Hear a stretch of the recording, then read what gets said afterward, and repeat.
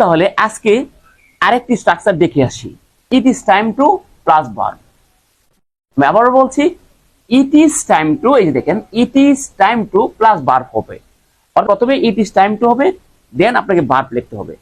আর এইগুলি সেন্টেন্সের অর্থ হবে এরকম, যেমন এখন খাওয়ার সময়, এখন যাওয়ার সময়, এখন পড়ার সময়, এখন বলার সময়, এখন লেখার সময়, এরকম কিন্তু হাজারো কথা বলে থাকি। তো সেইগুলি সেন্টেন্সের বা সেইগুলি বাক্যের ইংলিশ কিভাবে হবে সেটা এখন আমি আপনাদেরকে দেখাবো। যেমন এখন খাওয়ার সময়, কি লিখেছি? এখন খাওয়ার সময়। আমরা অনেক সময় বলি এখন পড়ার সময়, এখন লেখার সময়, এখন চা খাওয়ার সময়, এমন কথা আমরা অনেক সময় বলে থাকি। তো দেখেন এখন খাওয়ার সময় ইংলিশটা কি হবে? এই যে ইট ইজ টাইম টু প্রথমে নিতে হবে, ইট ইজ, আর কি আছে? খাওয়া।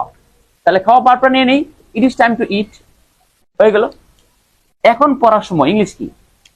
এই যে দেখেন প্রথমে নিয়ে নেন it is time to read, হয়ে গেল। এখন লেখার সময় ইংলিশ কি? টাইম টু লেখা, ইংলিশ কি? রাইট,